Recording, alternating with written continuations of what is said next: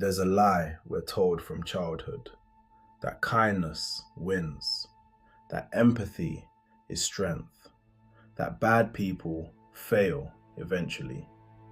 None of that is true. Some of the most successful people alive lack empathy entirely. Some of the most destructive people you'll ever meet are admired, promoted, and protected. And the reason this makes you uncomfortable is because deep down, you already know it's true. This video isn't about villains hiding in dark alleys.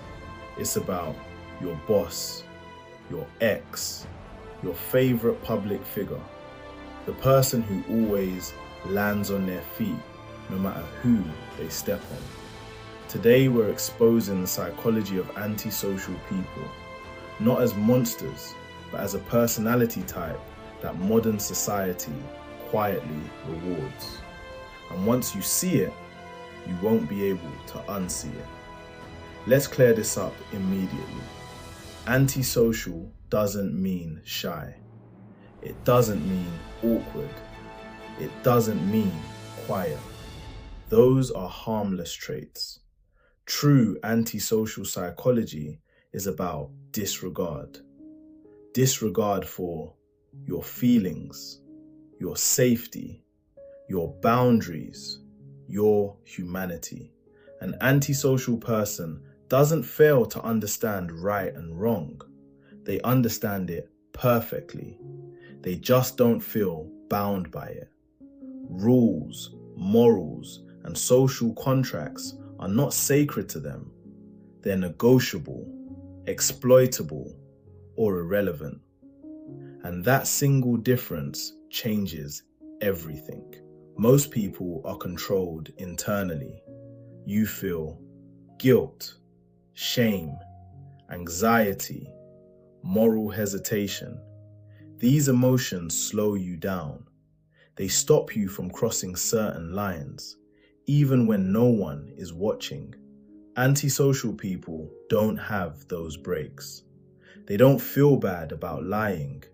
They don't replay their mistakes at night. They don't spiral over hurting someone. They experience consequences, not conscience. And when a human being operates without internal resistance, they gain a terrifying advantage. They move faster. They escalate quicker. They go further. Not because they're brave, but because nothing inside them says stop. Here's where the myth collapses. Antisocial people are not emotionally blind. In fact, many are exceptionally good at reading people. They notice your insecurities, your unmet needs, your trauma, your desire to be seen. But instead of responding with compassion, they respond with strategy. Empathy becomes a tool. They don't feel your pain, they calculate it. This is why they can love bomb you perfectly, say the exact words you've always wanted to hear, appear deep and emotionally intelligent. They aren't connecting, they're profiling. This is the part most people resist accepting. Antisocial individuals do not experience other people as equals. They experience people as assets, obstacles, resources, threats. They don't ask, how will this affect them? They ask, what can I extract from this? Time, attention, status, sex, money, control. Once your value drops, so does their interest. Not gradually, abruptly. Here's the controversial truth. In many environments, antisocial traits are advantages. They thrive in corporate hierarchies, high-pressure sales, influencer culture, politics, criminal networks. Why? because these systems reward ruthlessness over reflection, confidence over integrity, results over process, image over ethics. When everyone else hesitates, they act. When others feel conflicted, they exploit. When others feel guilt, they scale.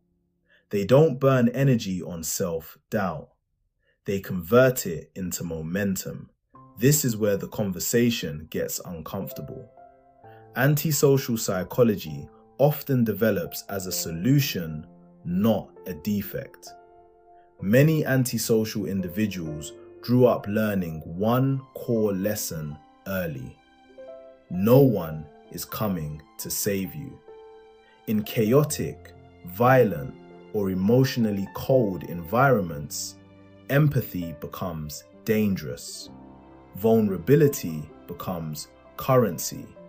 Trust becomes a liability. So the mind adapts. Feel less, control more. Dominate before being dominated. The problem isn't that this strategy works, it's that it keeps working long after the danger is gone. Antisocial people don't manipulate occasionally, they manipulate instinctively. Honesty feels inefficient. Directness feels naive. Why say the truth when distortion gives more leverage? They lie, not to deceive, but to control outcomes. Not emotionally, but tactically. And here's the part most people miss. They don't think of it as lying. They think of it as playing the game correctly. If you've ever been close to an antisocial person, this will feel uncomfortably familiar. The relationship starts intense, magnetic, fast. You feel chosen, seen, understood. That's not love, that's data collection. Once attachment forms, control begins. Boundaries are tested. Reality is subtly rewritten. Your emotional reactions become predictable, exploitable. And when you break, they don't feel remorse. They feel irritation. Not because you're hurt, but because you're no longer functioning as intended. Here's the darkest part. Most antisocial people aren't exposed. They're enabled by romantic partners who believe they can heal them, friends who admire their confidence, companies that reward results without ethics, cultures that glorify dominance. We excuse them because they're charming, they're successful, they don't look like villains. But charisma is not morality, and confidence is not character. This is where most people destroy themselves. They think, if I love them enough, they'll change. Change requires discomfort. Discomfort requires conscience. Conscience requires empathy. You cannot awaken something that was never there. Antisocial people change only when power is removed, consequences are unavoidable, control is lost. And even then, the change is strategic, not emotional. Forget labels, watch behavior. Patterns reveal everything. Repeated boundary violations, no consistent accountability, stories that shift under scrutiny, charm that appears on demand, emotional coldness during your pain, enjoyment of control. Healthy people feel disturbed by harm. Antisocial people feel disturbed by exposure. Antisocial people aren't rare. They're not hiding. They're integrated into society, often at the top. They succeed not because the system is broken, but because the system rewards their psychology. Understanding this isn't about fear, it's about sobriety. Because empathy without boundaries doesn't make you good. it makes you exploitable, and the world isn't kind to the unguarded.